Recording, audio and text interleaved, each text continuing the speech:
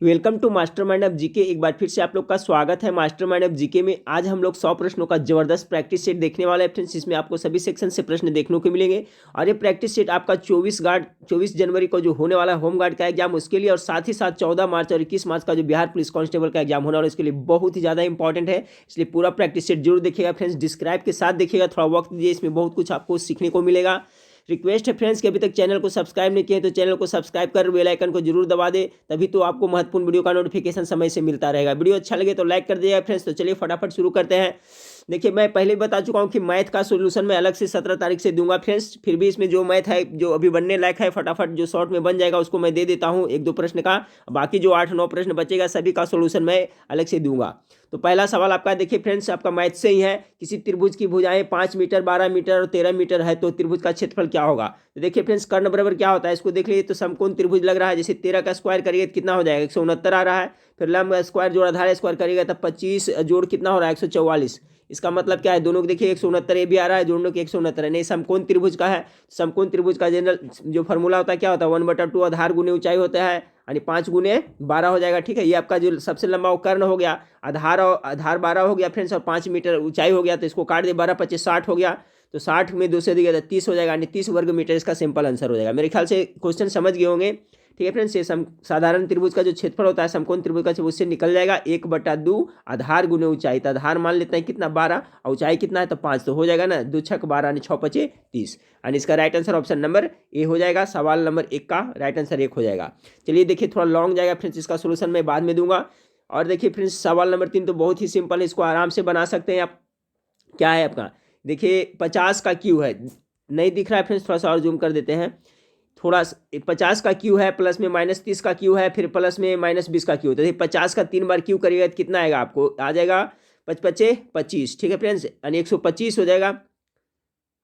Sorry 50 है ना, तब 5 पचे 125 आएगा। 3 बार क्यू करिएगा, इस पर कितना शून्य बैठेगा, 3 शून्य बैठेगा। ठीक है, यानी इकाई दहाई सैकड़ा हजार 10,000 1,25,000 रहेगा। और देखिए 30 है फ्रेंड्स, तो माइनस में, तो 3 बार करें, 2 बार करेंगे तो प्लस में होगा, तीसरा बार करेंगे तो माइनस में आएगा। तो इसका कितना आएगा करिएगा तो इसका आएगा 3 3 27,000 इसका आएगा। ठीक है, इसका 27,000 आएगा। और उसके बाद में फ्रेंड्स यहाँ प्लस के चिन्ह है, तो इधर ये भी देखिए 3 बार है, तो ये भी कितना आएगा, इसको जब 3 बार करिएगा तो 2 दूनी 4 दूनी 8,000 आएगा, यानी 27,000 और 8,000 जोड़िएगा टोटल तो कितना हो जाएगा। क्योंकि ये माइनस माइनस में इधर दोनों आएगा तो जुट जाएगा, तो 27,000 8,000 35,000 हो जाता है। ठीक है, अब 1,25,000 में आपको 1 लाख कितना 25,000 में इकाई दहाई सैकड़ा हजार 10,000 1,25,000 में आपको कितना 35,000 घटा दीजिएगा। तो 35,000 घटा दीजिएगा तो कितना बच जाएगा आपको, मात्र 90,000 रुपया बच जाएगा। यानी कि ऑप्शन नंबर इसका 90,000 बचेगा। ऑप्शन नंबर आपका सी बिल्कुल राइट आंसर हो जाएगा। 3 का सी, इकाई दहाई सैकड़ा हजार 10,000, इकाई दहाई सैकड़ा हजार 10,000 90,000। तो समझ गए फिर 50 का क्यू करिएगा तो 1,25,000 रहेगा। इस पे ध्यान देना है, 3 बार जब ये क्यू होगा तो देखिए 2 बार में तो प्लस माइनस माइनस प्लस हो जाता है, लेकिन तीसरा बार फिर माइनस में आएगा। तो ये दोनों माइनस में आएगा, तो माइनस में नहीं आएगा तो दोनों क्या होगा जुट जाएगा, माइनस माइनस रहेगा। और जितना जोड़ करके 1,25,000 में घटाइएगा तो आंसर आ जाएगा। सिंपल है।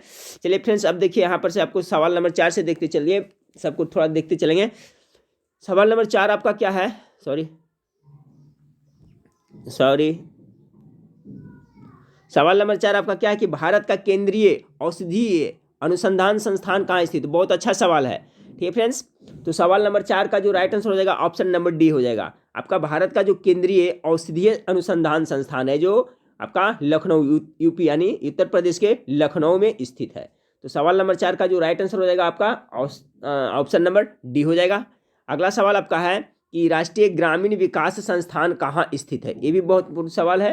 तो ये आपका कहाँ, हैदराबाद में है। राष्ट्रीय ग्रामीण विकास संस्थान आपका है जो कहाँ स्थित है, तो आपका हैदराबाद में ये स्थित है।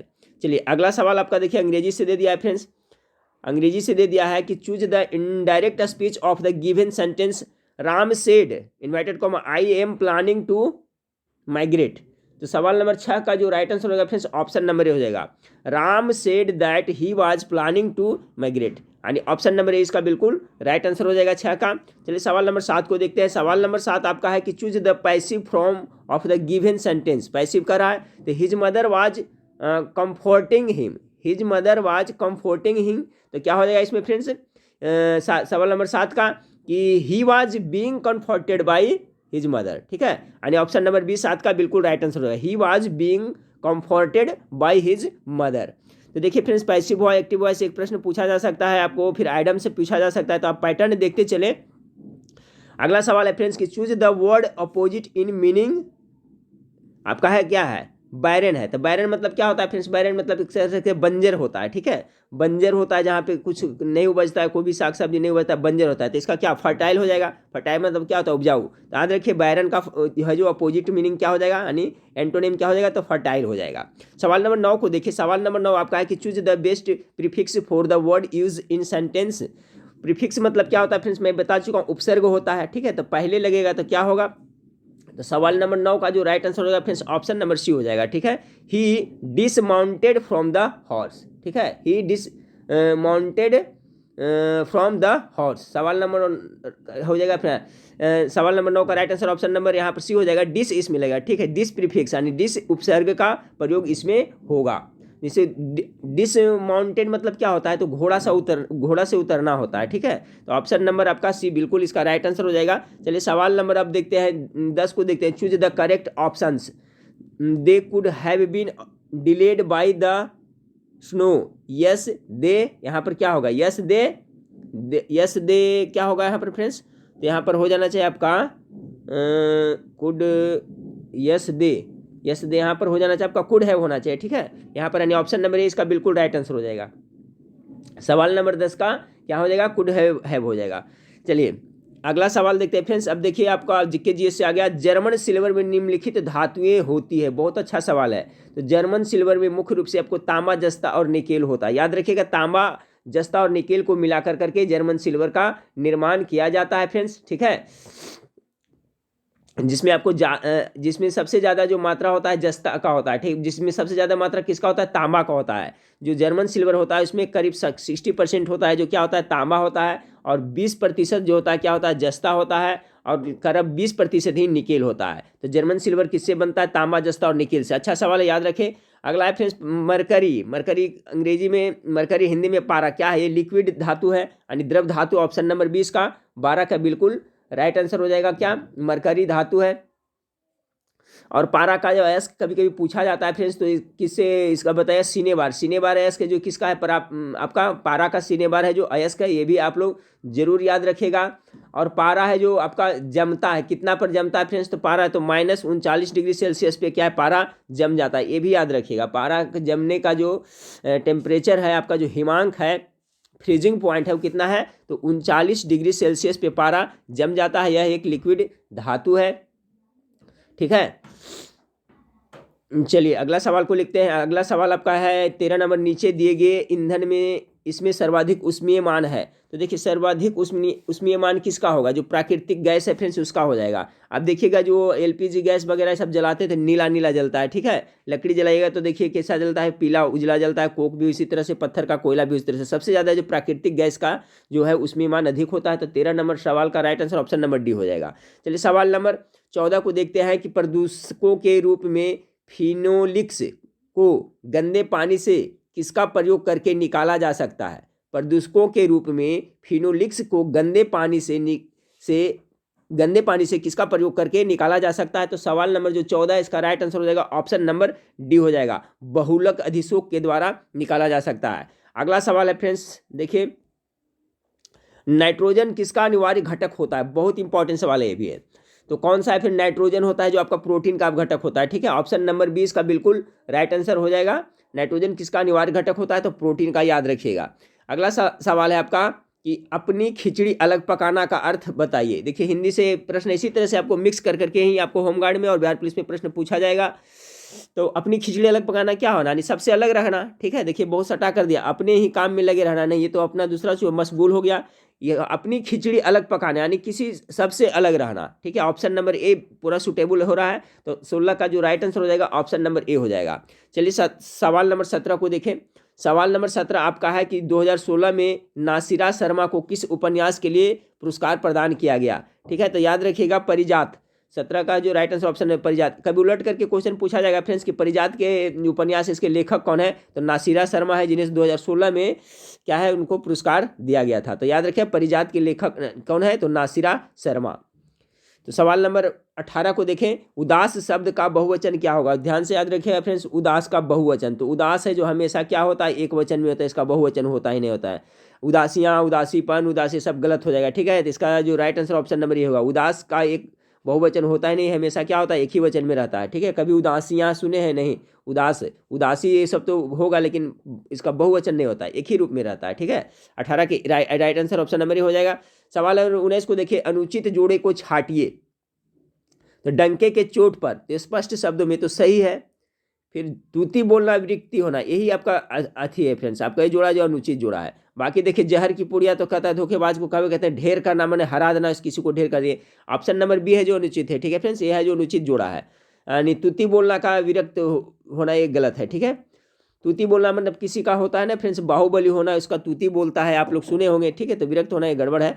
सवाल ने 20 नंबर को देखें, 20 नंबर सवाल, दिए गए वाक्यों को शुद्ध करें। मोहन ने पुस्तक पढ़ा, बिल्कुल इसका शुद्ध कर सकते हैं फ्रेंड्स, आप लोग आराम से कर सकते हैं। गेस करिए क्या होगा, मोहन ने पुस्तक पढ़ा, पुस्तक क्या है, स्त्रीलिंग है, ठीक है। अन्य यहाँ पर लगा, जैसे मैंने रोटी खाया, नहीं, मैंने रोटी खाई, तो मोहन ने पुस्तक क्या होगा, पढ़ा, नहीं, पढ़ी हो जाएगा। ऑप्शन नंबर बी हो जाएगा। ध्यान रखिए, जब कर्ता के साथ में ने चिन्ह का प्रयोग हो तो इसका जो लिंग जो होता है फ्रेंड्स, जो कर्म होता है ना, उसके ऊपर डिपेंड करता है। तो यहाँ पर अगर जो पुस्तक स्त्रीलिंग है तो यहाँ पर पढ़ी हो जाएगा, अगर पुल्लिंग रहेगा तो पढ़ा होगा। तो ध्यान, जैसे मैंने रोटी खाया, नहीं, मैंने रोटी खाई, क्योंकि रोटी क्या होता है, स्त्रीलिंग होती है। मैंने उनसे बात की, नहीं कि मैं उनसे बात किया, ठीक है।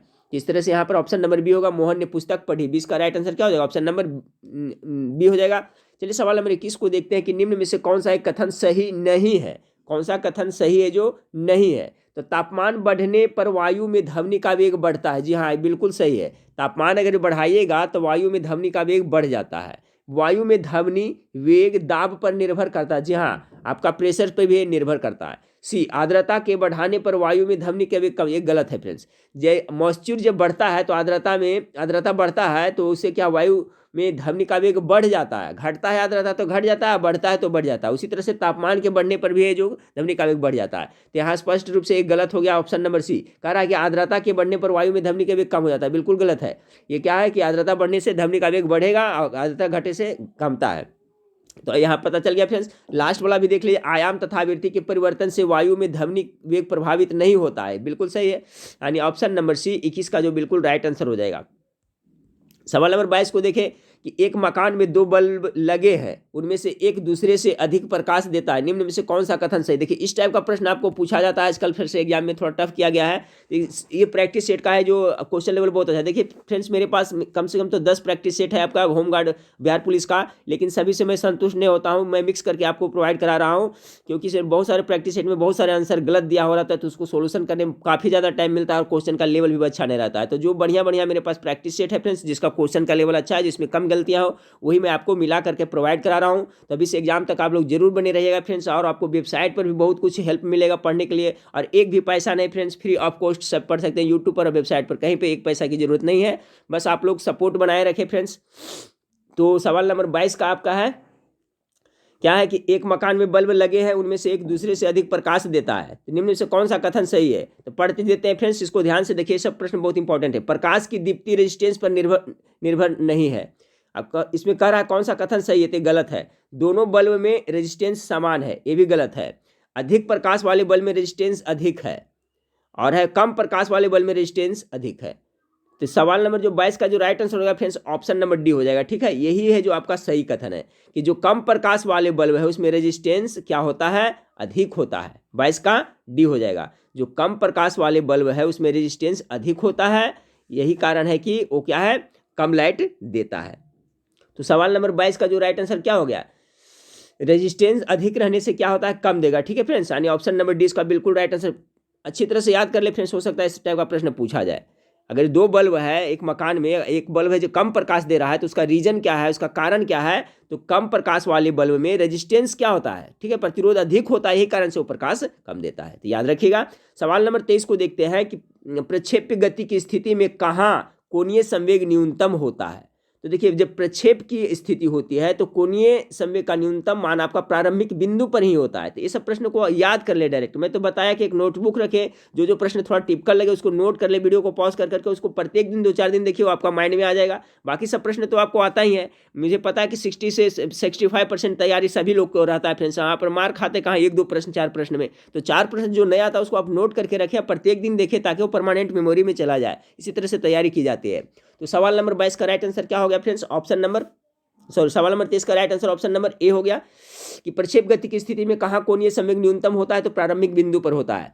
अगला सवाल है कि जल से भरे एक बाल्टी 4 मीटर त्रिज्या के ऊर्ध्वाधर वृत्त में इस प्रकार घुमाई जाए कि जल नीचे नहीं गिरता है, एक चक्कर का अधिकतम समय लगेगा, कितना लगेगा? ठीक है, तो देखिए नॉमेरिकल से प्रश्न है, तो इसका आंसर मैं बता देता हूँ, इसका सोल्यूशन मैं बाद में दूंगा। 24 का जो राइट आंसर होगा फ्रेंड्स ऑप्शन नंबर डी हो जाए, 4 सेकेंड होगा। ठीक है, अगला सवाल को देते हैं। अगला सवाल है आपका कि थोड़ा सा जूम करते हैं फ्रेंड्स, आप लोग देखिए फुल स्क्रीन में देखिएगा फ्रेंड्स तो आपको अच्छी तरह से दिखाई देगा। ठीक है, हाफ स्क्रीन में देखिए तो बहुत छोटा दिखाएगा, फुल स्क्रीन में आपको पता चलेगा साफ साफ। बल की भौतिक अनिर्भरता परिणाम है। देखिए बल का तो सभी जानते हैं फ्रेंड्स कि बल के परिभाषा किससे मिलता है? 25 नंबर सवाल बहुत बार बता चुके हैं। तो देखिए इस क्वेश्चन को थोड़ा घुमाता है ये लोग। ठीक है, कैसे लिख रहा है? बल की भौतिक अनिर्भरता परिणाम है किसका? तो न्यूटन का क्या होता है? प्रथम गति नियम से होता है। यानी ऑप्शन नंबर ये है। न्यूटन के प्रथम गति नियम को क्या कहते हैं? आपको जड़त्व का नियम भी कहते हैं। तो याद रखिए, तो बल का जो परिभाषा मिलता है आपका न्यूटन के प्रथम गति नियम से, और साथ में है फ्रेंड्स आपका इसे जड़त्व का नियम भी कहा जाता है। अगर आपसे पूछा जाए कि बल का व्यंजक किससे प्राप्त होता है? ठीक है, बल का जो व्यंजक प्राप्त किससे होता है? तो बल का व्यंजक आप न्यूटन के द्वितीय गति नियम से प्राप्त होता है, याद रखिएगा। यानी बल का परिभाषा मिलेगा न्यूटन के प्रथम गति नियम से, लेकिन बल का जो सूत्र है, व्यंजक है, वो किससे प्राप्त होता है? तो न्यूटन के द्वितीय गति नियम से होता है। और तीसरा गति नियम तो सभी जानते हैं फ्रेंड्स, सम्यक संरक्षण का सिद्धांत काम करता है, रॉकेट वाला। तृतीय क्रिया के प्रति विपरीत प्रतिक्रिया होता है वो। तो तीनों का कॉन्सेप्ट क्लियर रखे। ठीक है फ्रेंड्स, कौन सा प्रश्न पूछेगा ना आप जानते हैं ना मैं जानता हूं, इसलिए सबका कॉन्सेप्ट क्लियर रखेगा तभी होगा। फिर से एक बार रिपीट करता हूं, इंपॉर्टेंट है कि बल का जो परिभाषा है या भौतिक अनिर्भरता परिणाम किसका? गति के प्रथम नियम से। न्यूटन के प्रथम गति नियम को ही जड़त्व का नियम कहा जाता है, जिससे बल की परिभाषा मिलता है। न्यूटन के द्वितीय गति नियम से आपका बल का व्यंजक यानी कि सूत्र फार्मूला ज्ञात होता है। न्यूटन के तृतीय गति नियम क्या है? वो आपको सम्यक संरक्षण का सिद्धांत पर आधारित है, वही है। कॉन्सेप्ट क्लियर रखें। अगला सवाल है फ्रेंड्स कि यदि सरल लोलक को चंद्रमा पर ले जाए तो इसमें कंपनों की आवृत्ति क्या होगी? तो चंद्रमा पर तो वायुमंडल होता है ना फ्रेंड्स, निश्चित रूप से घट जाएगी, पक्का घट जाएगी। 26 का right answer option number C हो जाएगा। अगला सवाल है फ्रेंड्स कि स्प्रिंग की स्थितिज ऊर्जा न्यूनतम है जब यह, देखिए बहुत अच्छा सवाल है ये, टॉप मोस्ट VVI सवाल है साइंस का। ये कह रहा है कि स्प्रिंग की स्थितिज ऊर्जा न्यूनतम है जब यह वास्तविक लंबाई पर रहेगा। ठीक है, देखिए स्प्रिंग का जो स्थिति ऊर्जा उसमें होता है वो न्यूनतम कब होगा? जब ये वास्तविक लंबाई पर होगा, तो उसमें क्या होगा? कम होगा। ठीक है, इसका जो राइट आंसर हो जाएगा क्या हो जाएगा? ऑप्शन नंबर सी हो जाएगा, 27 का। अब चलिए सवाल नंबर 28 को देखते हैं। सवाल नंबर 28 आपके सामने है। सवाल नंबर 28 आपके सामने है फ्रेंड्स कि जब किसी द्रव का ताप बढ़ाया जाता है तो इसका पृष्ठ तनाव, बहुत अच्छा सवाल है 28 का फ्रेंड्स।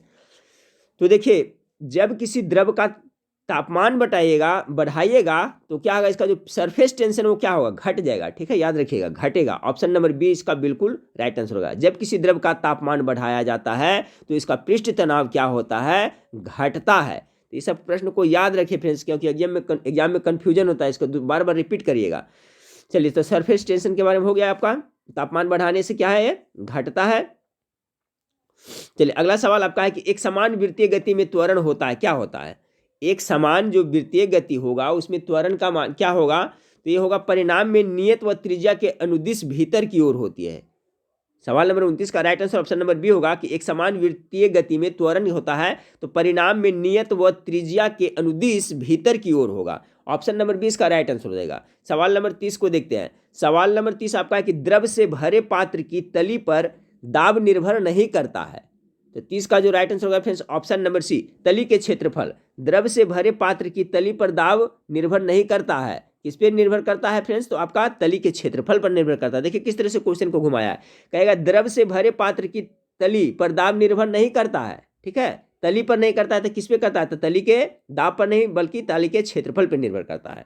अगला सवाल है फ्रेंड्स आपका कि गाथा सप्तशती, ठीक है, गाथा सप्तशती नामक प्राकृतिक भाषा के ग्रंथ की विकास किस सातवाहन शासक ने रचना की थी? तो सवाल नंबर जो 31 है फ्रेंड्स, इसका जो राइट आंसर हो जाएगा ऑप्शन नंबर डी हो जाएगा। ठीक है, ऑप्शन नंबर डी, हाल ने की थी। अच्छा, सतवाहन वंश, एक प्रश्न पूछा जाता है फ्रेंड्स को, शीशे का सिक्का किसने चलवाया था? तो स से सतवाहन और स से शीशा। तो याद रखिए, शीशे का सिक्का है जो सातवाहन वंश ने ही चलाया था।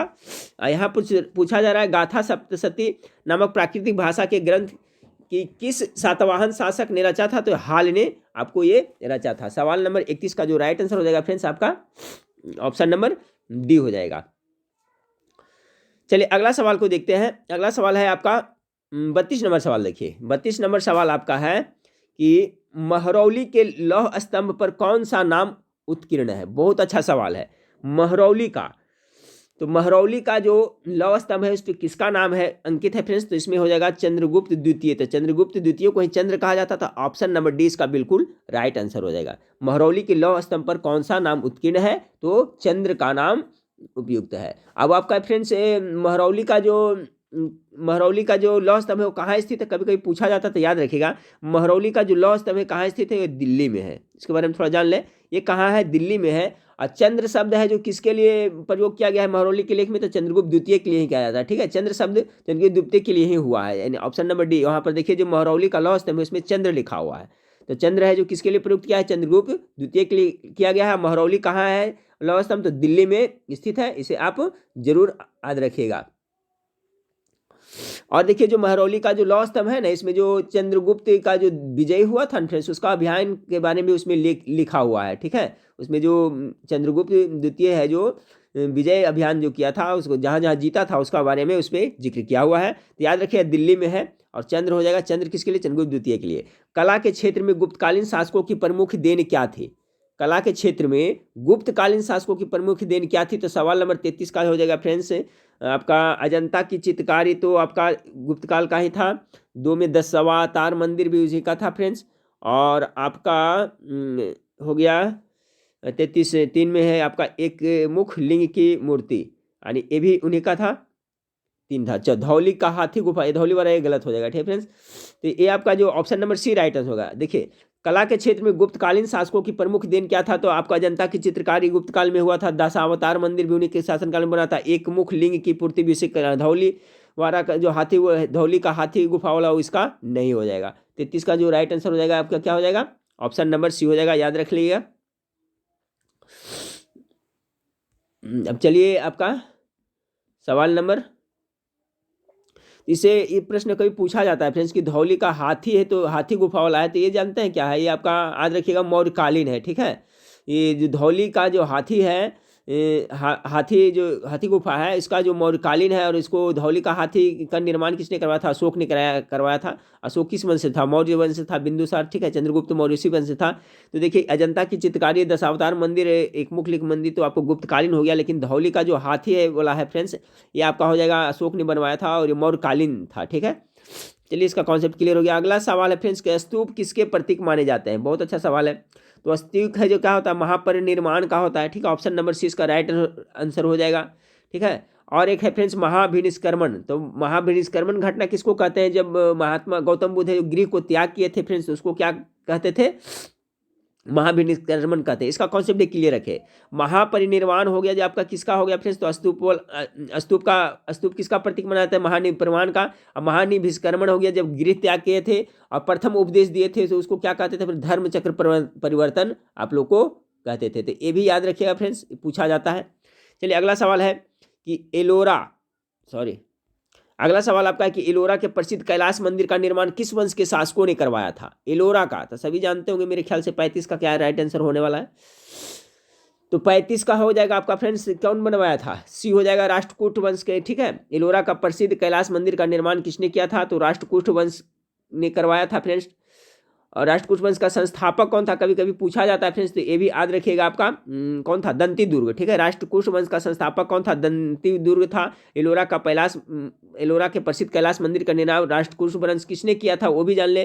तो इसका निर्माण किसने किया था? कृष्ण प्रथम ने। ठीक है, एलोरा के जो प्रसिद्ध कैलाश मंदिर है इसका निर्माण कृष्ण प्रथम ने करवाया था। तो इसमें कितना सवाल बना? एलोरा के प्रसिद्ध कैलाश मंदिर का निर्माण कौन वंश पूछा गया था? राष्ट्रकूट वंश। और वंश में भी किसने बनवाया था? तो आपका कृष्ण प्रथम ने बनवाया था। और राष्ट्रकूट वंश के संस्थापक कौन थे? तो दंती दुर्ग को माना जाता है। चलिए अगला सवाल को देखते हैं। अगला सवाल आपका 36 नंबर सवाल आपका है कि मेगास्थनीज ने इंडिका में भारत के 4 नगरों का वर्णन किया है, निम्नलिखित में से किस नगर का वर्णन उसमें नहीं किया है? तो मैं इसका जो राइट आंसर होगा फ्रेंड्स, पाटलिपुत्र का तो किया है, तक्षशिला का भी है, उज्जैन, इंद्रप्रस्थ का उसमें वर्णन वो नहीं किया। ऑप्शन नंबर ए इसका बिल्कुल राइट आंसर हो जाएगा। चलिए फ्रेंड्स अगला सवाल आपका है, चोल शासक किसके लिए प्रसिद्ध है? ठीक है, चोल शासक किसके लिए प्रसिद्ध है, तो इसके बारे में देख लेते हैं। तो सवाल नंबर जो आपका 37 है, इसका जो right answer option number C हो जाएगा, यानी 1, 2, 4 के लिए। अब 1, 2, 4 में क्या क्या है, तो ग्राम शासन व्यवस्था के लिए याद करते चलिएगा फ्रेंड्स। चोल शासक है जो किसके लिए, मिनट, चोल शासक किसके लिए प्रसिद्ध है? तो देखिए ग्राम शासन व्यवस्था के लिए भी प्रसिद्ध है, उसके बाद में 2 नंबर नटराज की मूर्ति के लिए भी है, उसके बाद 4 नंबर मंदिर के गोपुरम के लिए भी ये प्रसिद्ध है। तो ये तीनों है जो चोल शासन उसके लिए है फ्रेंड्स। ठीक है, स्थानीय स्वशासन भी है, तो ये ग्राम शासन व्यवस्था हो गया। तो देखिए 1, 2, 4 इसका right answer option number C हो जाए। अब महाबलीपुरम के रथ मंदिर के बारे में, ठीक है फ्रेंड्स। तो देखिए महाबलीपुरम के रथ मंदिर में पूछा जाता है, तो याद रखिए महाबलीपुरम के रथ मंदिर कहाँ पड़ता है? तमिलनाडु में पड़ता है। ठीक है, और इसका जो निर्माण करवाया था, महाबलीपुरम रथ मंदिर का निर्माण जो किसने करवाया था? तो पल्लव नरेश ने करवाया था। पल्लव वंश के शासक कौन? नरसिंह वर्मन प्रथम ने करवाया था। याद रखिएगा फ्रेंड्स, महाबलीपुरम के रथ मंदिर का निर्माण पल्लव नरेश आपका कौन? नरसिंह वर्मन प्रथम ने करवाया था। ये कहाँ पड़ता है? तो तमिलनाडु में पड़ता है। तो इसका कॉन्सेप्ट क्लियर रखिए। तो इस एक क्वेश्चन में बहुत सारा सवाल बना फ्रेंड्स, सबका कॉन्सेप्ट क्लियर हो गया। एक बार फिर से देख ले, ग्राम शासन व्यवस्था, नटराज की मूर्ति, मंदिर के गोपुरम के लिए सभी है जो चोल शासन अथी थे, लेकिन महाबलीपुरम के रथ मंदिर का निर्माण पल्लव नरेश नरसिंह वर्मन प्रथम ने करवाया था। महाबलीपुरम के रथ मंदिर कहाँ पड़ता है? तमिलनाडु में पड़ता है। चलिए अगला फ्रेंड्स, रानी दीदा ने कहाँ शासन किया था? ठीक है, तो देखिए याद रखिएगा फ्रेंड्स, आपका जो रानी दीदा है वो कहाँ शासन किया था? तो कश्मीर में शासन किया था। रानी दीदा कहाँ शासन किया था? तो कश्मीर में।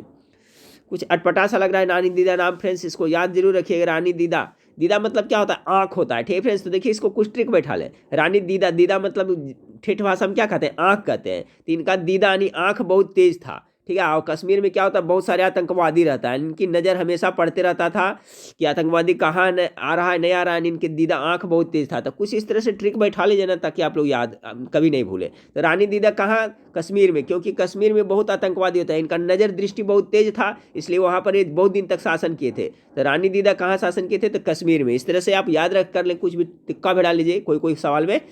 सवाल नंबर 39 को देखें, चंद्रगुप्त मौर्य के काल में मंत्रिपरिषद के 18 सदस्यों को अर्थशास्त्र के अनुसार क्या कहते थे? बहुत अच्छा सवाल, देखिए इस टाइप का सवाल पूछा जाता है। तो इसको तीर्थ कहा जाता था। सवाल नंबर 39 का राइट आंसर क्या हो जाएगा?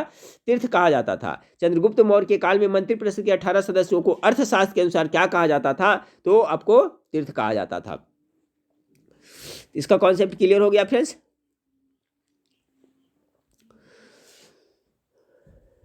और एक सवाल से पूछा जाता है फ्रेंड्स, आपका ये भी याद रखिएगा, एक गुड़ पुरुष। ठीक है फ्रेंड्स, तो जो मौर्य काल था उसमें मौर्य काल में गुप्तचर को, ठीक है, मौर्य काल में गुप्तचर को अर्थशास्त्र में क्या कहा जाए? गुड़ पुरुष कहा गया है। ठीक है, ये तो हो गया आपका चंद्रगुप्त मौर्य काल में मंत्रिपरिषद के 18 सदस्यों को अर्थशास्त्र में क्या कहते थे? तो उसको तीर्थ कहते थे।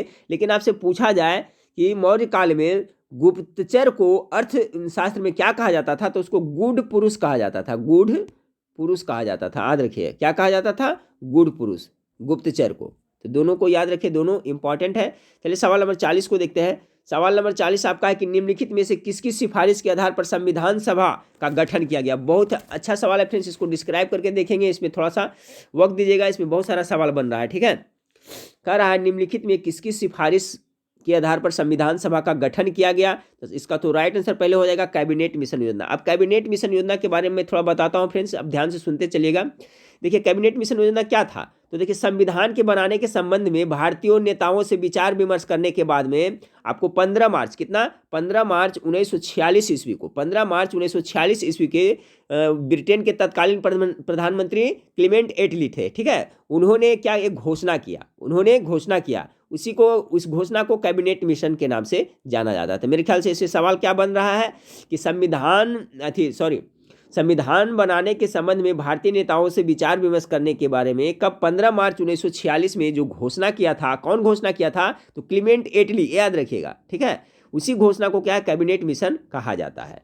अब इसके बारे में जानते हैं फ्रेंड्स, जो कैबिनेट मिशन की घोषणा की गई थी तो इसके अध्यक्ष कौन थे पूछा जाता है। तो कैबिनेट मिशन के जो अध्यक्ष, मुख्य अध्यक्ष थे, जो कौन थे, पैंथिक लॉरेंस थे। ठीक है, कौन थे, पैंथिक लॉरेंस थे इसके मुख्य अध्यक्ष थे। ठीक है, और पूछा जाता है कि जो कैबिनेट मिशन योजना था उसका सदस्य कौन कितने थे, तो 3 सदस्य थे। तो एक सदस्य का तो नाम हो गया पैंथिक लॉरेंस फ्रेंड्स, दूसरा सदस्य का नाम क्या था, सर स्टेफर्ड क्रिप्स था नाम। ठीक है, दूसरा का क्या नाम था, तो याद रखिएगा सर स्टेफर्ड क्रिप्स।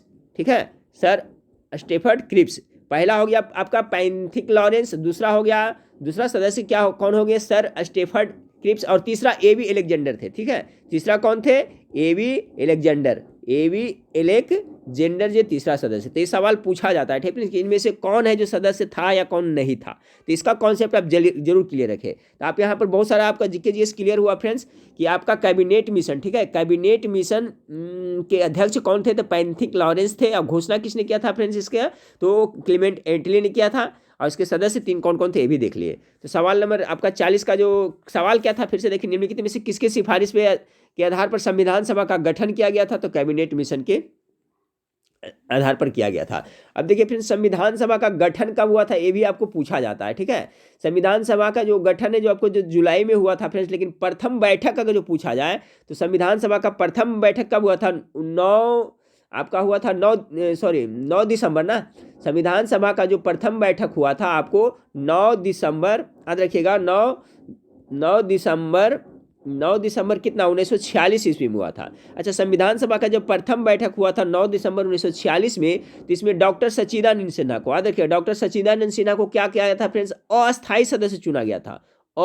अस्थायी सदस्य, याद रखिएगा, संविधान सभा का जो प्रथम बैठक हुआ था 9 दिसंबर 1946 में, तो इसमें डॉक्टर सच्चिदानंद सिन्हा को अस्थायी सदस्य चुना गया था। और बाद में फ्रेंड्स कितने 2 दिन के बाद ही आपको 11 दिसंबर, ठीक है, 11 दिसंबर 1946 को पुनः एक बैठक हुआ था फ्रेंड्स, जिसमें डॉक्टर राजेंद्र प्रसाद को अस्थायी अध्यक्ष चुना गया था संविधान सभा का। ठीक है, उनको फिर कौन सा अध्यक्ष चुना गया था, तो अस्थायी अध्यक्ष चुना गया था। तो ये जरूर याद रखिएगा फ्रेंड्स। ठीक है, चलिए अगला है फ्रेंड्स आपका कि संविधान की प्रस्तावना में वर्णित लोकतंत्र को किस रूप से स्वीकार किया गया है। बहुत अच्छा सवाल है 41 नंबर का। 41 का जो राइट आंसर हो जाएगा फ्रेंड्स आपका ऑप्शन नंबर डी हो जाएगा। ठीक है, ऑप्शन नंबर डी हो जाएगा कि संविधान की प्रस्तावना में वर्णित लोकतंत्र को किस रूप में स्वीकार किया गया, तो आपका राजनीतिक लोकतंत्र, आर्थिक लोकतंत्र और साथ में सामाजिक लोकतंत्र, तीनों रूप में स्वीकार किया गया। बहुत अच्छा सवाल है, उपयुक्त डी हो जाएगा। अगला सवाल है फ्रेंड्स की सवाल नंबर 42, भारतीय संघीय व्यवस्था किस देश की संघीय व्यवस्था से प्रभावित है। अच्छा सवाल है फ्रेंड्स, इसको डिस्क्राइब करेंगे, इसमें बहुत कुछ इसमें सीखने को मिलेगा।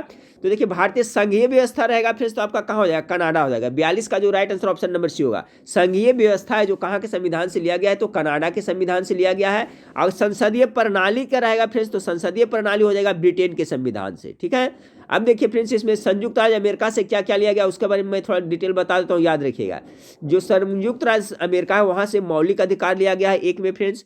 2 में याद रखिएगा आपका न्यायिक पुनरावलोकन लिया गया है वहीं से। फिर राष्ट्रपति का पद और राष्ट्रपति पर जो महाभियोग लगाया जाता है फ्रेंड्स वो भी वहीं से लिया गया है। उपराष्ट्रपति का पद भी वहीं से लिया गया है। वित्तीय अपात है जो कहाँ से, अमेरिका से संविधान से लिया गया है। तो इतना याद रखिएगा, मौलिक अधिकार जरूर रखिएगा और राष्ट्रपति पर जो महाभियोग लगता है, तो सबका कॉन्सेप्ट क्लियर रखिएगा। कनाडा से क्या लिया गया है फ्रेंड्स, तो वहाँ से संघात्मक विशेषताएं कनाडा के संविधान से अपनाया गया है। और अवशिष्ट शक्तियां जो केंद्र के पास है वो भी कनाडा से लिया गया है। ऑस्ट्रेलिया से अगर जो बात किया जाए फ्रेंड्स, तो ऑस्ट्रेलिया से क्या क्या लिया गया है, तो ऑस्ट्रेलिया से आपको प्रस्तावना की भाषा, याद रखिएगा, ऑस्ट्रेलिया के संविधान से प्रस्तावना की भाषा ली गई है और क्या समवर्ती सूची का प्रावधान किया गया है। अगर जो पूछेगा कि भारतीय संविधान में प्रस्तावना जो कहाँ से प्रेरित है, सिर्फ प्रस्तावना कहाँ से लिया गया है, तो आपका अमेरिका के संविधान से हो जाए। लेकिन अगर प्रस्तावना की भाषा रहेगा फ्रेंड्स तो ऑस्ट्रेलिया के संविधान से। इसका कॉन्सेप्ट आप लोग जरूर क्लियर रखिए, मैं बार बार करता हूँ, इससे एक प्रश्न जरूर पूछा जाता है और पूछा जाएगा। सवाल नंबर 43 को देखिए कि मंत्री परिषद से पद त्याग करने के लिए मंत्री अपना त्याग पत्र किसको संबोधित करता है, तो राष्ट्रपति को करेगा। क्योंकि ठीक है फ्रेंड्स, सवाल नंबर 43 का क्या हो जाएगा कि मंत्री परिषद से पद त्याग करने के लिए मंत्री अपना त्याग पत्र किसको संबोधित करके करता है, तो राष्ट्रपति को संबोधित करके करता है। अच्छा सवाल है। सवाल नंबर 44 को देखें। सवाल नंबर 44 से किस उच्च न्यायालय की पीठ ने राज्य के मंदिरों में जानवरों और पक्षियों की बलि देने की परंपरा पर प्रतिबंध लगाया। बहुत अच्छा सवाल है फ्रेंड्स 44 का। तो ये आपका हो जाएगा ऑप्शन नंबर ए, त्रिपुरा उच्च न्यायालय। ठीक है, त्रिपुरा उच्च न्यायालय है जो अपने प्रदेश में पशुपली को जो मंदिर में जानवरों को बलि दिया जाता था उस पर सख्त वो प्रतिबंध लगा दिया। वहां पर कोई बलि नहीं दे सकता है, अगर कोई देता है फ्रेंड्स तो उसको कानूनन गिरफ्तार किया जा सकता है। ठीक है, तो 44 का राइट आंसर याद रखिए त्रिपुरा। ठीक है, त्रिपुरा में बलि पर रोक लगा दिया गया है। एक और है फ्रेंड्स आपका कि जो सवाल पूछा जाता है जल्लीकट्टा। ठीक है, जल्लीकट्टा उत्सव होता है। ठीक है, ये याद रखिए, जिसपे भी रोक लगाया जल्लीकट्टा। जल्लीकट्टा उत्सव है जो आपको कहाँ होता था फ्रेंड्स, आपका तमिलनाडु में होता था। ठीक है, तो तमिलनाडु में जल्लीकट्टा उत्सव होता था जिसमें क्या होता था, सांडों के बीच लड़ाई करवाया जाता था। तो इस पे भी है जो आपका उच्चतम न्यायालय है जो रोक लगा दिया है। उच्चतम न्यायालय ने तमिलनाडु में जल्लीकट्टा उत्सव पर रोक लगा दिया। तो ये भी सवाल पूछा जाता है, तो इसको भी याद रखिए। जल्लीकट्टा कहाँ संबंधित है, जल्लीकट्टा तो सबसे पहले जाने सांडों की लड़ाई से संबंधित है, इस पे भी उच्चतम न्यायालय ने रोक लगा दिया है। तो अभी हम लोग देख रहे थे जानवरों के बलि पर मंदिरों में कहाँ का उच्च न्यायालय ने रोक लगाया, तो त्रिपुरा के उच्च न्यायालय ने रोक लगा दिया है। 44 का ये हो गया। सवाल नंबर 45 को देखते हैं। सवाल नंबर 45 को देखिए। सवाल नंबर 45, सौर मंडल का कौन सा ग्रह द्रव्यमान, आकार व घनत्व में पृथ्वी के लगभग समान है। तो बहुत बार बता चुके हैं फ्रेंड 45 का। तो पृथ्वी का भगनी, पृथ्वी का बहन। ठीक है फ्रेंड्स, किसे कहा जाता है, शुक्र को कहा जाता है ना। तो ऑप्शन नंबर इसका बिल्कुल राइट हो जाएगा। चलिए अगला अच्छा एक सवाल ऐसे और पूछा जाता है फ्रेंड्स कि पृथ्वी जो किसके किसके बीच में स्थित है। तो ये जरूर याद रखिए, बुध शुक्र पृथ्वी मंगल, बुध शुक्र पृथ्वी मंगल एक सेंटेंस बताया था। तो पृथ्वी जो किसके, मंगल और शुक्र के बीच में स्थित है, याद रखिएगा। पृथ्वी है जो आपका, ये जो पृथ्वी है जो मंगल और शुक्र के बीच में आपका पृथ्वी स्थित है, ये याद रखिएगा। ठीक फ्रेंड्स, ठीक है, देखिए शुक्र और मंगल है, इस बीच में है जो आपका पृथ्वी है। बुध शुक्र पृथ्वी मंगल है, तो इसमें देखिए सवाल पूछा जाता है, तो इसको जरूर याद रखिएगा। तो यहाँ सवाल था सौरमंडल का कौन सा ग्रह द्रव्यमान, आकार व घनत्व में पृथ्वी के लगभग समान है, तो आपका शुक्र हो जाएगा। और उस पृथ्वी ग्रह है जो कौन ग्रहों के बीच स्थित है, तब मंगल और शुक्र के बीच में स्थित है। और आकार की दृष्टि से जो पृथ्वी जो कैमा स्थान पर आता था, प से पृथ्वी 5वां पर आता है। ठीक है, 5वां स्थान पर आपका पृथ्वी का आता है। चलिए अगला सवाल को देते हैं। ये पूछा जाता है, फिर ध्यान से याद रखिएगा कि आकार की दृष्टि से है जो आपका कौन सा स्थान है पृथ्वी का, तब 5वां है। अगला आपको देखते हैं सवाल नंबर 46 को देखें कि तिरुवनंतपुरम में स्थित है। तिरुवनंतपुरम में क्या स्थित है, तो 46 का आपका जो राइट आंसर हो जाएगा फ्रेंड्स विक्रम साराभाई अंतरिक्ष केंद्र VSS का जो है वहाँ स्थित है। विक्रम साराभाई अंतरिक्ष केंद्र कहाँ स्थित है, तो तिरुवनंतपुरम में स्थित है फ्रेंड्स। इसके अलावा फिर आपको एक सवाल और पूछा जाता है, वो भी याद रखिएगा। भारतीय अंतरिक्ष अनुसंधान संगठन जिसको क्या कहते हैं, इसरो कहते हैं। ठीक है, तो इसरो का जो मुख्यालय कहाँ है फ्रेंड्स, बेंगलुरु में है, याद रखिएगा। इसरो का मुख्यालय बेंगलुरु में है। विक्रम साराभाई अंतरिक्ष केंद्र VSS कहाँ स्थित है, तिरुवनंतपुरम में स्थित है। ठीक है, तो याद रखिएगा। अगला सवाल है फ्रेंड्स, अंगूर में पाया जाता है। ठीक है फ्रेंड्स, तो इसमें देखिए थोड़ा सा वक्त दीजिएगा, मैं सब डिस्क्राइब कर दूँ, सबको याद करें। अंगूर में क्या पाया जाता है, तो मैं ट्रिक से बताया हूँ फ्रेंड्स। अंगूर में पाया जाता है क्या, टार्टेरिक अम्ल पाया जाता है अंगूर और इमली में, खास करके मैं बताया था अंगूर और इमली खा करके ज़्यादा टटर मत करो, एक सेंटेंस बता दिया था फ्रेंड्स। यानी कोई ज़्यादा बोल रहा तो समझिए क्या क्या खाया है, अंगूर और इमली। तो वहाँ पर देखिए माइंड थोड़ा सा क्या होता है, सेट कर जाता है। तो अंगूर में टार्टेरिक अम्ल पाया जाता है, ठीक है, और इमली में पाया जाता है। लैक्टिक अम्ल किस में, दूध में पाया जाता है, सभी जानते हैं। साइट्रिक अम्ल किस में पाया जाता है, तो खट्टे फल में पाया जाता है। ठीक है, इसके साथ साथ में आपका फॉर्मिक अम्ल किस में पाया जाता है फ्रेंड्स, आजकल लाल चींटी में, बिच्छू में फॉर्मिक अम्ल हो जाता है। ऑक्जेलिक अम्ल किस में पाया जाता है, तो सारेल का वृक्ष में, टमाटर में पाया जाता है। एक और पूछा जाता है फ्रेंड्स, याद रखिए ग्लू, ठीक है, ग्लूटेमिक, ठीक है, ग्लूटेमिक अम्ल, ग्लूटेमिक अम्ल ग से ग्लूटोमिक, ग से गेहूं में पाया जाता है। ये भी सवाल कभी कभी पूछा जाता है। तो ग्लूटेमिक अम्ल है जो गेहूं में पाया जाता है। तो इसका कॉन्सेप्ट क्लियर रखें। सिरका में कौन सा अम्ल पाया जाता है, तो अच्छा जबरदस्त ट्रिक बताया फ्रेंड्स। सिरका, सिर में क्या होता है, टिक होता है ना, सिर में टिक, तो बहुत बता चुके हैं। तो सिरका में एसिटिक अम्ल हो जाएगा, टिक पकड़ के रखें। चलिए अब सवाल नंबर कितना हो गया फ्रेंड्स आपका, 48 को देखें। बहुत अच्छा सवाल है। निम्नलिखित में से कौन पादप हार्मोन है, ये सवाल तो पूछा जाता है। पादप हार्मोन मुख्य रूप से एक ऑक्सिन होता है फ्रेंड्स, एक दूसरा क्या होता है, जिब्रेलिन्स होता है। यानी ऑप्शन नंबर 48 का सी है जो बिल्कुल राइट आंसर है। निम्नलिखित में से कौन सा पादप हार्मोन है, तो जिब्रेलिन्स है जो आपका पादप हार्मोन है। और इसका खोज है जो फ्रेंड्स आपको 1926 ईस्वी में किसने किया था, तो कुरोसावा ने किया था। ठीक है, जो जिब्रेलिन्स हार्मोन है इसका खोज किसने किया था, तो कुरोसावा ने, कुरोसावा। ठीक है, इस तरह से नाम है, कुरोसावा ने खोज किया था इसका। अब देखिए फ्रेंड्स, जो जिब्रेलिन हार्मोन है जो पादप हार्मोन है, और इसका जो क्या होता है फ्रेंड्स, किसके लिए उत्तरदायी होता है, तो पेड़ पौधे में जो लंबाई होती है ना, पेड़ की वृद्धि वृद्धि होती है, उसके लिए जो आपका जिब्रेलिन हार्मोन से यही उत्तरदायी होता है। तो याद रखिए, जिब्रेलिन से मुख्य रूप से पौधा की लंबाई में वृद्धि करता है। ये हार्मोन है जो पौधा में वृद्धि करने वाला हार्मोन है। तो आपका 48 का जो राइट आंसर हो जाएगा ऑप्शन नंबर सी हो जाएगा। सवाल नंबर 49 को देखिए फ्रेंड्स, एक और बताए थे फ्रेंड्स, इसमें क्या ऑक्सिन भी होता है ना, ऑक्सिन्स हार्मोन होता है ना, ये भी है जो क्या है आपका पौधे के लिए है, और ये पौधा में कोशिका विभाजन तथा कोशिका की दीर्घन अर्थात पादप वृद्धि में भी ये भी भाग लेता है। तो कोशिका विभाजन में आपका ऑक्सिन्स लेता है। तो दो हार्मोन का नाम मैंने बताया था फ्रेंड्स, आपका जिब्रेलिन्स बताया था और दूसरा क्या बताया था आपको, एक ऑक्सिन्स होता है। तो दोनों को याद रखिएगा। 49 नंबर सवाल को देखें।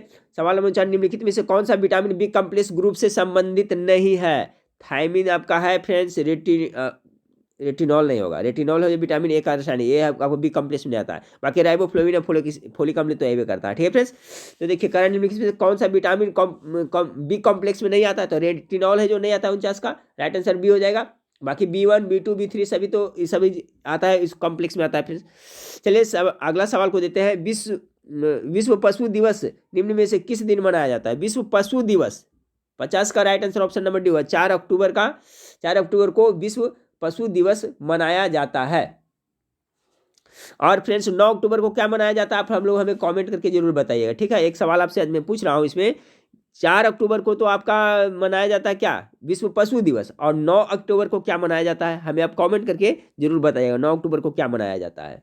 चलिए अगला सवाल देखते हैं फ्रेंड्स। अगला सवाल है, टिटनेस बीमारी निम्नलिखित के कारण से होती है। टिटनेस देखिए फ्रेंड्स, टिटनेस कैसे होता है, किसी को चोट लग गया, कट गया, फट गया, और जो टेटफट के इंजेक्शन नहीं लेता है तो क्या होता है, इन्फेक्शन कर करके फिर रोग हो जाता है टिटनेस। तो टिटनेस बीमारी किसके कारण होता है, तो मुख्य रूप से बैक्टीरिया के कारण होता है, याद रखिएगा। ऑप्शन नंबर सी इसका राइट आंसर हो जाएगा। एक देखिए डीपीटी का नाम सुनोगे, डीपीटी।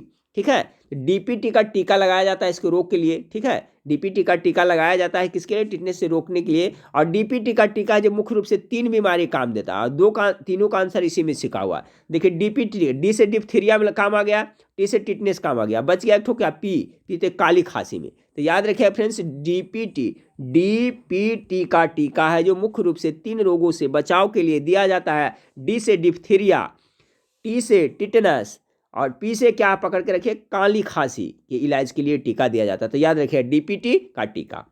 तो यहाँ हम लोग क्या देख रहे थे, टिटनेस बीमारी निम्नलिखित में से कारण से किसके होता है, तो जीवाणु बैक्टीरिया कारण से होता है। कैसा होता है मैंने बताया फ्रेंड्स, चोट लगने से इन्फेक्शन से होता है। अगला सवाल आपका है कि पृथ्वी की सतह में आमतौर पर 2 तत्व पाए जाते हैं। कौन कौन तत्व पाए जाते हैं, तो मुख्य रूप से आपका हो गया ऑक्सीजन और क्या फ्रेंड्स, सिलिकॉन होता है। ज्यादा मात्रा में ही होता है ना, तो 52 का राइट आंसर हो जाएगा ऑप्शन नंबर डी, सिलिकॉन और ऑक्सीजन। पूछा जाता है भूपर पट्टी में आपका जो ऑक्सीजन का प्रतिशत कितना पाया जाता है, तो सबसे ज्यादा आपका 46 पॉइंट लगभग 80%। ठीक है, यानी 46.80% है जो ऑक्सीजन पाया जाता है, सबसे ज़्यादा ही पाया जाता है आपका भूपर पट्टी में। ठीक है फ्रेंड्स, उसके बाद में आपका दूसरे स्थान पर सिलिकॉन है जो लगभग 27.72% पर पाया जाता है। ठीक है, तो ये सवाल भी याद रखिए, भूपर पट्टी में सबसे अधिक पाया जाने वाला तत्व आपका ऑक्सीजन होगा, इसके बाद में सिलिकॉन है। यही पूछा जा रहा है, पृथ्वी की सतह में आमतौर पर 2 तत्व पाए जाते हैं, कौन कौन, तो सिलिकॉन और ऑक्सीजन। उसके बाद तीसरा स्थान पर आता है आपका एल्युमिनियम आता है फ्रेंड्स, वो कम होता है, इसे लगभग 8 से 9% के बीच में वो पाया जाता है। तो 2 इंपॉर्टेंट है, याद रखिएगा।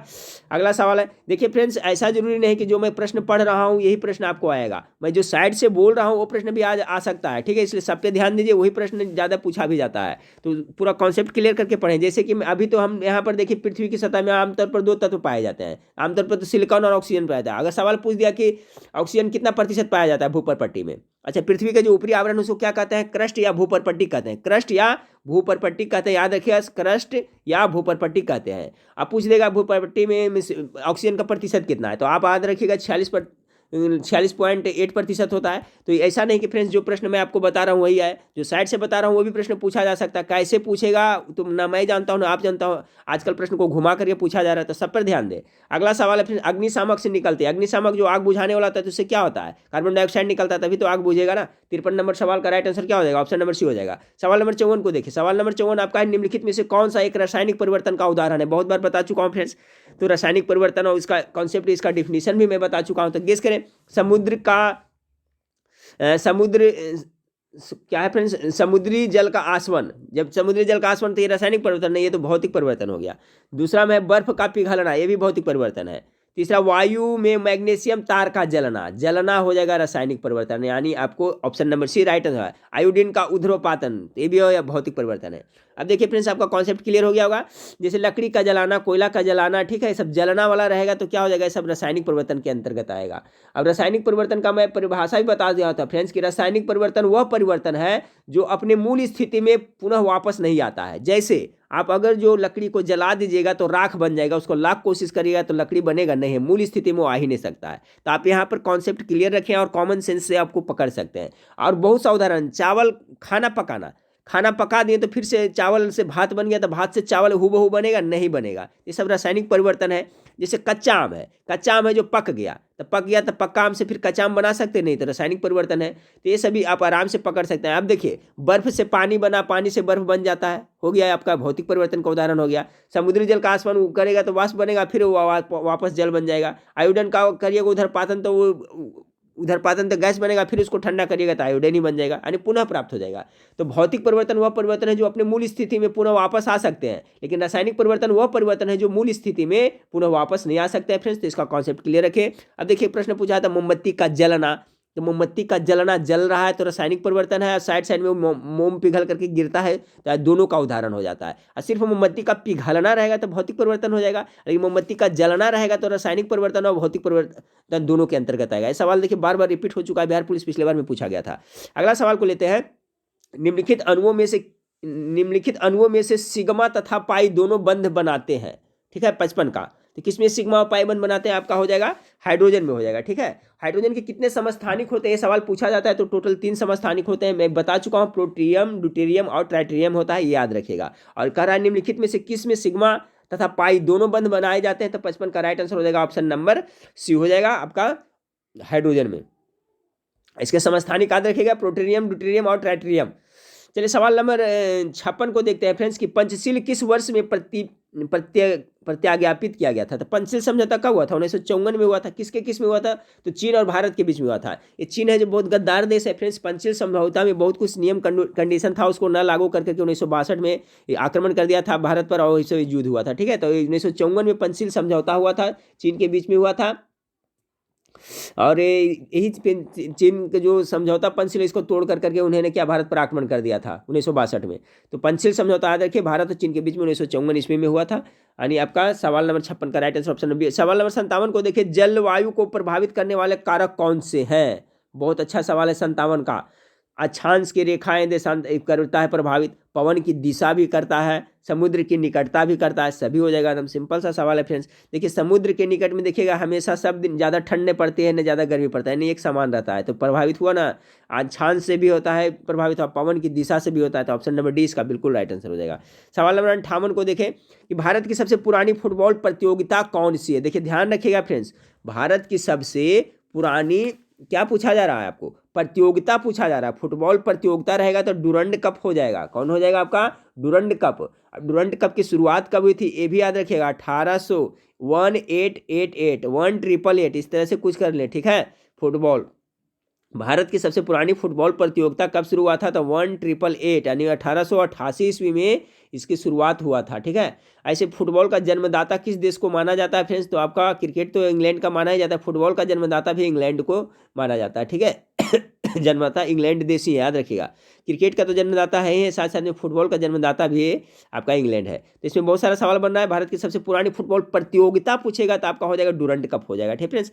लेकिन अगर पूछा जाए सबसे पुराना क्लब पूछा जाए, भारत का सबसे पुराना फुटबॉल क्लब कौन है, तो उसमें मारिएगा मोहन बगान मारिएगा, ठीक है। कलकत्ता का मोहन बगान है जो सबसे पुराना फुटबॉल क्लब है। और ये देखिए 88 में हुआ था, फिर मोहन बगान का हुआ था 1889 में हुआ था, 1 साल के बाद में हुआ था। तो दोनों VVI क्वेश्चन है, याद रखिएगा।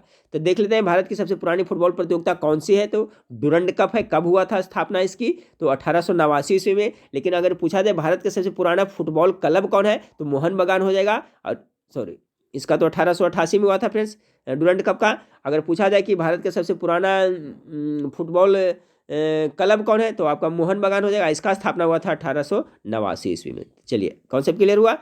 अगला फ्रेंड्स, वायुमंडल का दाब मापते हैं, किससे मापते हैं, तो आपका बैरोमीटर से मापते हैं। ऑप्शन नंबर 20 का बिल्कुल राइट आंसर हो जाएगा। सवाल नंबर 60 को देखिए। सवाल नंबर 60 है कि निम्नलिखित में से कौन सा कथन सही नहीं है। 60 का तो कौन सा कथन सही नहीं है, तो पढ़ना पड़ेगा। सब फ्रेंड्स पढ़ देते हैं। भारत एक संपूर्ण प्रभुत्व संपन्न लोकतांत्रिक गणराज्य, बिल्कुल सही है। धर्मनिरपेक्ष राज्य, धर्म के आधार पर कोई भेदभाव नहीं करता, ये भी सही है। नीति निर्देशक तत्वों का पालन करने के लिए सरकार को बाध्य किया जाए, बिल्कुल गलत है फ्रेंड्स, सरकार को बाध्य नहीं कर सकते हैं नीति निर्देशक के लिए।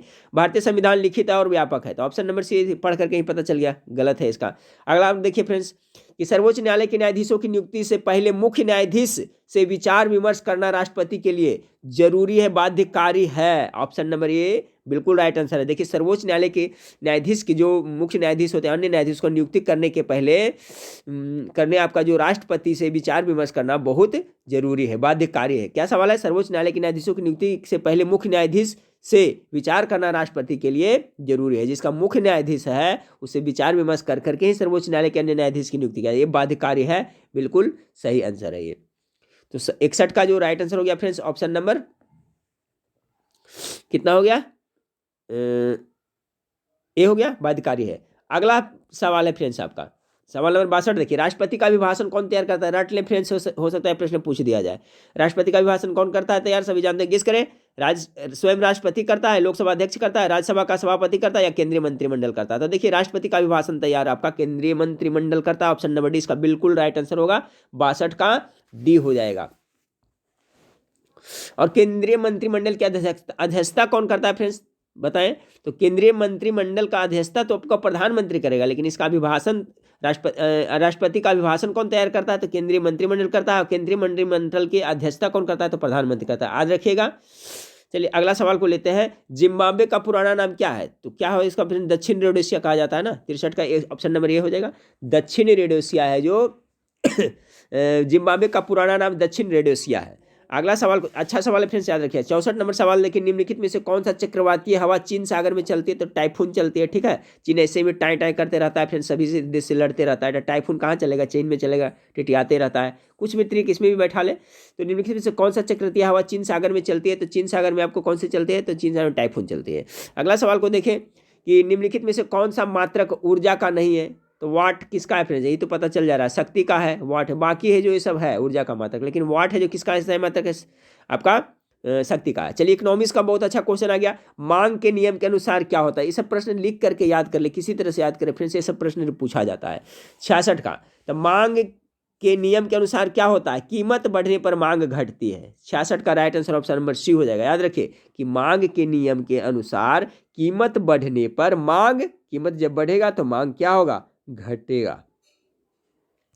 अगला सवाल है कि बुरी मुद्रा अच्छी मुद्रा को चलने से बाहर कर देती है, यह कथन किस नियम से जुड़ा हुआ है। टॉप मोस्ट बीवीआई एक सवाल है इकोनॉमिक्स का कि बुरी मुद्रा है जो अच्छी मुद्रा को चलने से बाहर कर देती है, कथन किसका था, ग्रेसम का नियम, याद रखिए इकोनॉमिक्स में ग्रेसम के नियम कहता है कि बुरी मुद्रा अच्छी मुद्रा को चलने से बाहर कर देती है। ग्रेसम का नियम, किसका नियम, ग्रेसम का नियम।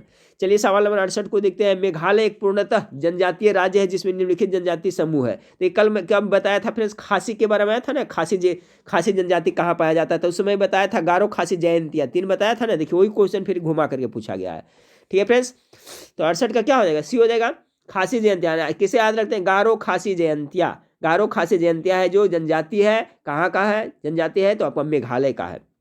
सवाल यही पूछा जा रहा है, मेघालय एक पूर्णतः जनजातीय राज्य है जिनमें निम्नलिखित जनजातियां समूह है, कौन कौन है, तो खासी जयंतिया गारो, यानी गारो खासी जयंतिया मेघालय की जनजाति है। अगला सवाल है फ्रेंड्स, सूरीनाम की राजधानी क्या है तो सूरीनाम की राजधानी क्या है फ्रेंड्स, आपका ऑप्शन नंबर सी हो जाएगा, पारामारिबो। पारामारिबो है जो सूरीनाम की राजधानी है। ऑप्शन नंबर 69 का राइट आंसर ऑप्शन नंबर ई हो जाएगा, ठीक है। आप फ्रेंड्स तो सवाल नंबर 70 को देखिए, फाइलोरिया रोग का कारण क्या है। तो देखिए फाइलोरिया रोग अक्सर आपका गोल कृमि के कारण होता है। ऑप्शन नंबर बी इसका राइट आंसर है। इसमें क्या होता है फ्रेंड्स कि फाइलोरिया रोग में लसिका वाहिनी होता है ना, वो ग्रंथिया में सूजन आ जाती है, जिससे फाइलोरिया रोग होता है। और फाइलोरिया रोग को मतलब क्या दिया जाता है जिससे इसको आराम मिलता है फ्रेंड्स, याद रखिएगा हेट्राजन होता है, ठीक है। हेट्राजन के टिकिया देने से जो फाइलोरिया रोगी को आराम मिलता है। और ये फैलता किसके द्वारा फ्रेंड्स, तो क्यूलेक्स मच्छर, याद रखिएगा क्यूलेक्स मच्छर के द्वारा आपका ये रोग फैलता है।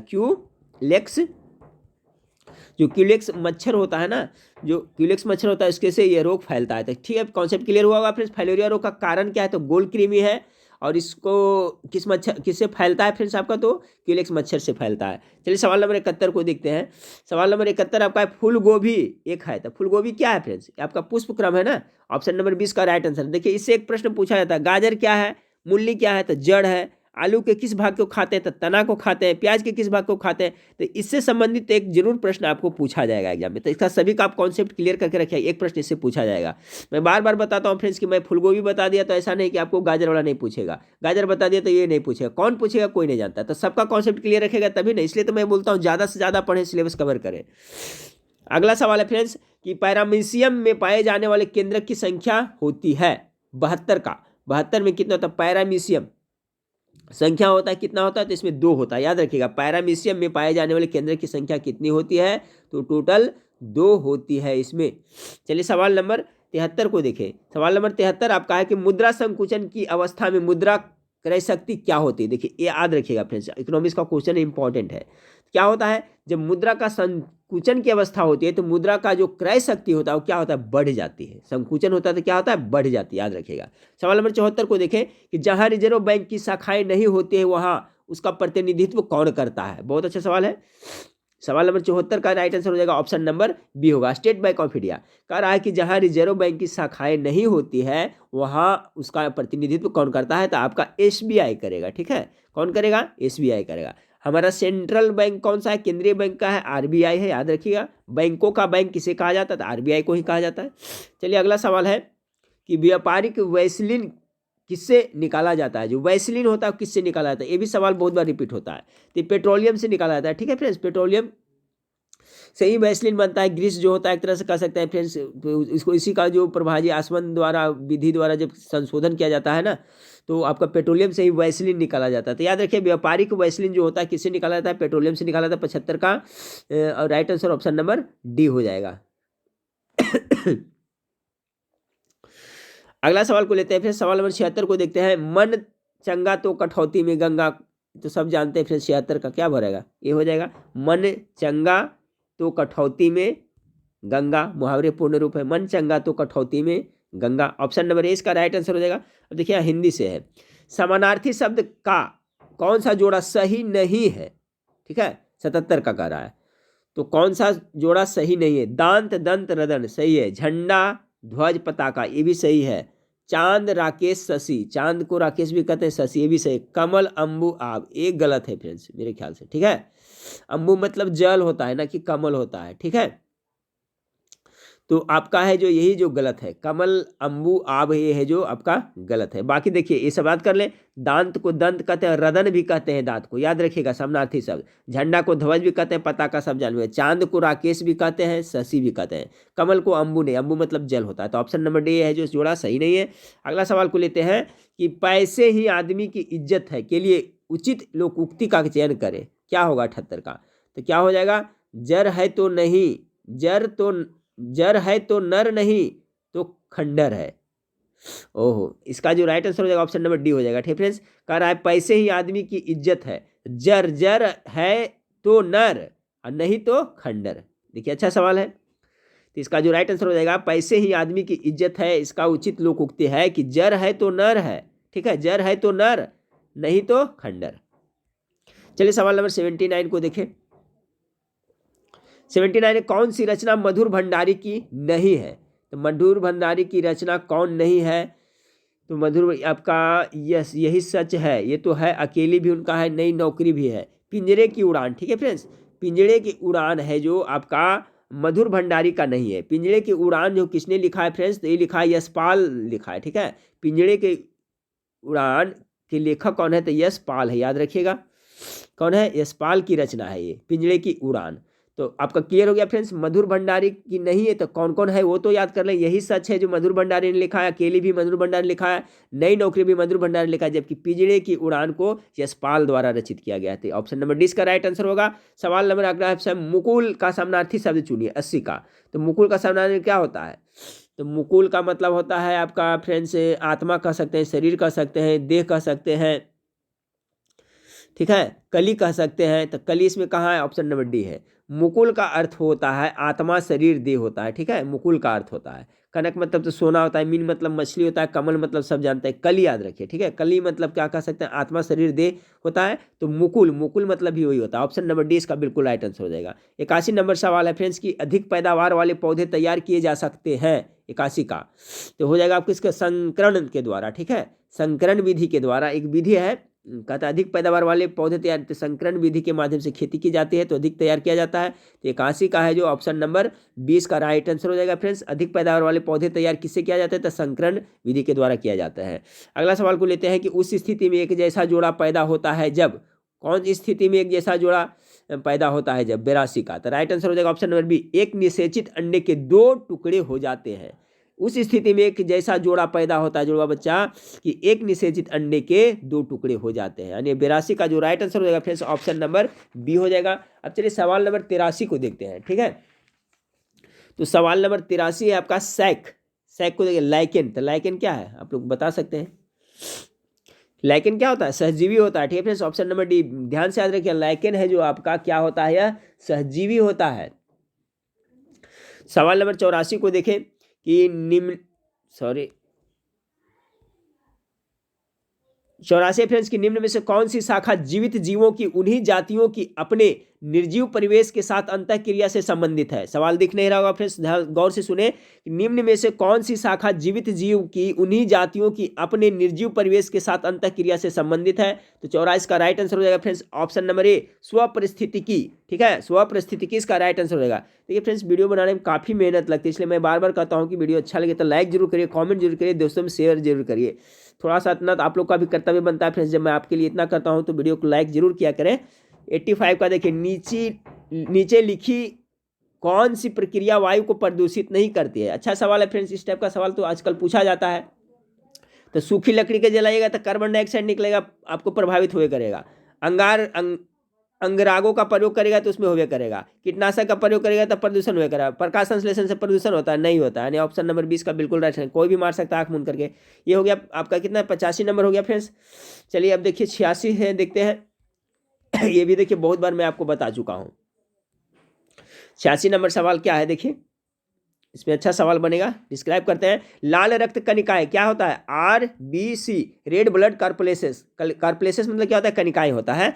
तो कह रहा है कि लाल रक्त कणिकाएं RBC का औसत जीवन काल लगभग कितने समय का होता है? बता चुका हूं फ्रेंड्स, कितना? 120 दिन, यानी 100 से 120 दिन इसका हो जाएगा जीवन काल इसका। RBC का निर्माण कहाँ होता है? तो बोन मैरो, अस्थि मज्जा में होता है। RBC का कब्रगाह किसे कहा जाता है? तो प्लीहा, स्प्लीन को कहा जाता है उसका कब्रगाह, और नष्ट होता है। इस तरह से भी सवाल पूछा जाएगा कि RBC नष्ट कहाँ होता है? तो प्लीहा में। RBC का कब्रिस्तान किसे कहा जाता है? तो आपका प्लीहा कहा जाता है। तो याद रखिएगा।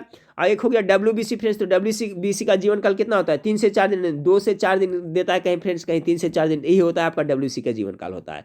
आत्महत्या की थैली किसे कहते हैं? लाइसोसोम को कहा जाता है। कोशिका का पावर हाउस किसे कहा जाता है? तो माइटोकॉन्ड्रिया कहा जाता है। तो सब ये सब याद रखिए, इसी सबसे प्रश्न आपको पूछा जाएगा। कौन सा पूछा जाएगा मैं नहीं जानता फ्रेंड्स। अगला सवाल है, चलानी पट्टिका का एक भाग है। 87 का देखिए, चलानी पट्टिका एक भाग है, किसका भाग है? तो इसका जो राइट आंसर होगा फ्रेंड्स आपका ऑप्शन नंबर डी हो जाएगा, फ्लोएम का, फोसावाह फ्लोएम का। अब देखिए जाइलम फ्लोएम से हो सकता है एक प्रश्न आपको पूछ दिया जाए फ्रेंड्स, तो इसका फिर कॉन्सेप्ट मैं आपको क्लियर कर देता हूं। ठीक है, जाइलम फ्लोएम का कॉन्सेप्ट मैं फिल कर देता हूं। पहले तो ये सवाल देखिए क्या है, चलानी पट्टिका एक भाग है, किसका है? तो इसका पोषवाहक। फ्लोएम का हिंदी क्या होता है? पोषवाहक का। याद रखिए, फ्लोएम का होता है, हम लोग जाइलम फ्लोएम कहते हैं फ्रेंड्स, लेकिन फ्लोएम का क्या होता है? तो पोषवाहक होता है इसका, आप जरूर याद रखिएगा। फ्लोएम का आता है। चलानी पट्टिका किसका भाग? फ्लोएम का। फ्लोएम का कार्य क्या है फ्रेंड्स? मेरे ख्याल से आपको पता होगा। तो फ्लोएम क्या करता है कि आपका फ्लोएम पत्तियों द्वारा बनाया गया भोजन, जो पत्ती होता है पेड़ का, जो आपका जो पत्ती होता है फ्रेंड्स, ठीक है, पेड़ का जो पत्ती होता है, तो यहाँ पर जो भोजन बनता है, तो जो पोषवाहक फ्लोएम है उसके द्वारा पौधों के अन्य भाग में पहुंचाने का काम फ्लोएम का है, जो पोषवाह है। ठीक है, पोष नहीं, पोषक होता है, पोषक तत्व होता है। तो जो खाना बनता है पत्ती में, उसका पौधे के अन्य भागों में पहुंचाने का काम फ्लोएम का जिम्मेदारी, इसकी रिस्पॉन्सिबिलिटी है। और एक बच गया फ्रेंड्स आपका जाइलम पहुंच गया। ठीक है, जाइलम होता है। तो जाइलम क्या करता है? ये संवहन उत्तक है। जाइलम एक संवहन उत्तक है जो आपका खनिज जल, खनिज लवण का संवहन करता है, जड़ से ये खींचता है और पूरे शरीर के अंग में आपका खनिज लवण जल ये सब पहुंचाता है। ठीक है, तो आपका कॉन्सेप्ट क्लियर हो गया फ्रेंड्स। फ्लोएम क्या करता है, खाना को पहुंचाता है सब जगह। जाइलम है जो जल, इस तरह से भी याद रखें ना फ्रेंड्स। फ्लोएम, जाइलम देखिए आ रहा है तो ज से जल आ रहा है कि नहीं, जल आ रहा है तो जाइलम जल और खनिज लवण को पहुंचाएगा। ज से जाइलम, ज से जल, कुछ ट्रिक बैठा लीजिए। चलिए सवाल नंबर 88 को देखते हैं। सवाल नंबर 88 आपका क्या है, भारत का राष्ट्रीय पंचांग किस काल पर आधारित। बहुत अच्छा सवाल है फ्रेंड्स, इसके बारे में थोड़ा डिस्क्राइब कर लेते हैं। तो भारत का राष्ट्रीय शक संवत से पर है फ्रेंड्स। शक संवत कब चला था, तो 78 ईस्वी। ध्यान दीजिएगा फ्रेंड्स, ऐसा नहीं ईस्वी पूर्व पर आप आंसर मार के आइएगा। 78 ईस्वी ऑप्शन में आपको आपका ईसा पूर्व भी दिया रहेगा। तो 78 ईस्वी में आपका शक संवत चलाया गया था। और एक है विक्रम संवत, तो विक्रम संवत है जो ईसा पूर्व में चलाया गया था, वो भी याद रखिए कितना, 58 ईसा पूर्व में आपका विक्रम संवत चलाया गया था। तो इस संवत से भी एक सवाल पूछा जाता है, याद रखिएगा। तो शक संवत जिसपे आपका भारतीय राष्ट्रीय पंचांग स्थापित कनिष्क के द्वारा, ठीक है, कनिष्क ने प्रारंभ किया था ना, तो आपका ये 78 ईस्वी में चलाया गया था शक संवत कनिष्क, इसी पर आपका राष्ट्रीय पंचांग आधारित है। और आपका विक्रम संवत कब प्रारंभ हुआ था, तो 58 ईस्वी पूर्व में चलाया गया था। एक और पूछा जाता है फ्रेंड्स गुप्त संवत, तो गुप्त संवत कब चला था, तो आपको 319 से 20 के बीच, ठीक है, 319 से 20 के बीच में गुप्त संवत चला था। और एक हिजरी संवत होता है फ्रेंड्स, तो ये कब चला था, तो ये आपका 622 ईस्वी में हिजरी संवत चला था।